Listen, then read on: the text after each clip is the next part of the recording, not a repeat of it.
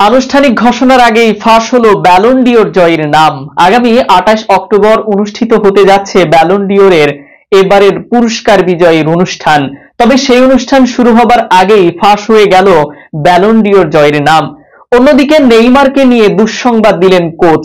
লম্বা সময় ধরে চোটের কারণে মাঠের বাইরে নেইমার জুনিয়র। সেই লম্বা সময়টা সম্ভবত আরো লম্বা হতে যাচ্ছে। চোটের সঙ্গে নেইমারের এই বন্ধুত্বের শেষটা কবে হবে সেটাই এখন দেখার বিষয়। ব্যালন ডিওর জয়ের নাম আর নেইমারের অচল অবস্থা নিয়ে বিস্তারিত থাকছে শারিয়ার আহমেদের লেখা প্রতিবেদনে। আগামী 28 অক্টোবর অনুষ্ঠিত হতে যাচ্ছে ব্যালন ডিওরের এবারের পুরস্কার বিজয়ীর অনুষ্ঠান। ফ্রান্স ফুটবল এবং উয়েফা যৌথ উদ্যোগে 2023-24 ফুটবল মৌসুমের সেরা খেলোয়াড়ের স্বীকৃতি দেয়া হবে ওই দিন, যেখানে বারবার উঠে আসছে তিনটি নাম। তারা হলেন রিয়ালের দুই তারকা ভিনিসিয়াস জুনিয়র ও জুড বেলিংহাম এবং ম্যান সিটির মিডফিল্ডার রদ্রি।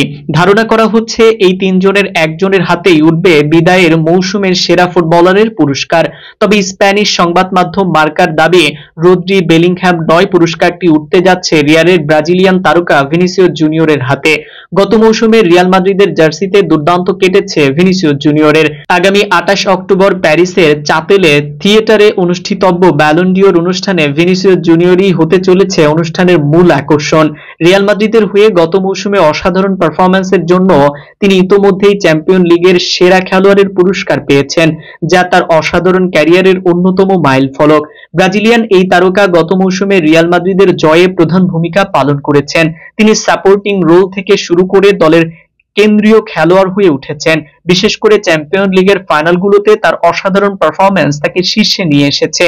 শুধু তাই নয়, ব্যালন ডিওর জয় করার দুদিন পরই মাদ্রিদের গ্রান ভিয়ার নাইকি তাদের সেটার পুনরায় চালু করতে যাচ্ছে, যেখানে ভিনিসিয়াস এবং সোনালী রঙের থিম থাকবে তাদের অন্যতম প্রধান আকর্ষণ হিসেবে। এছাড়াও গোল্ডেন বুট ইতোমধ্যেই তার জন্য প্রস্তুত করা হয়েছে।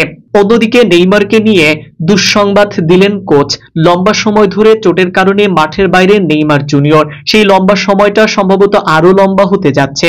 চোটের সঙ্গে নেইমারের এই বন্ধুত্বের শেষটা কবে হয় সেটাই এখন দেখার বিষয়। ব্রাজিলিয়ান এই তারকা শিগগিরই ফেরার কোনো সম্ভাবনা এখন আর দেখছেন না Al Hilal coach Jorge Jesus. গত বছরের 16 অক্টোবর দক্ষিণ আমেরিকা অঞ্চলের বিশ্বকাপ বাছাইয়ে উরুগুয়ের বিপক্ষে খেলার সময় চোট পড়েন নেইমার। সেই চোটের পরই তার কোপা আমেরিকার খেলা নিয়ে শঙ্কার কথা শোনা যায়। সেই শঙ্কা সত্যি হয়েছে। বাঁ হাঁটুর অ্যান্টেরিয়ার ক্রুসিয়েট লিগামেন্ট ছিঁড়ে যাওয়ায় অস্ত্রোপচার করাতে হয় নেইমারকে। সেই চোট থেকে সেরে ওঠার লড়াই চলছে তার এখনো। গত জুলাইয়ে অনুশীলনে ফেরেন নেইমার। সেই থেকে তার খেলায় ফেরা নিয়ে জাগে সম্ভাবনা। চলতি মাসে এই ফুটবলারকে পাওয়ার আশার কথা আগস্টে শুনিয়েছিলেন আল হিলাল কোচ জেসুস, কিন্তু সম্প্রতি এক সংবাদ সম্মেলনে তিনি উড়িয়ে দিলেন সেই সম্ভাবনা। তিনি বললেন, আল হিলাল ও লিগের জন্য নেইমার একজন গুরুত্বপূর্ণ খেলোয়াড়। সে কবে ফিরবে সে বিষয়ে আমি নির্দিষ্ট করে কিছু বলতে পারছি না, তবে আমরা জানুয়ারিতে তার অবস্থা দেখব। সৌদি প্রো লিগের দ্বিতীয় ভাগের জন্য আগামী জানুয়ারিতে নেইমারকে নিবন্ধন করতে পারে আল হিলাল। 2025 সালের আগস্ট পর্যন্ত নেইমারের সঙ্গে চুক্তি রয়েছে আল হিলালের।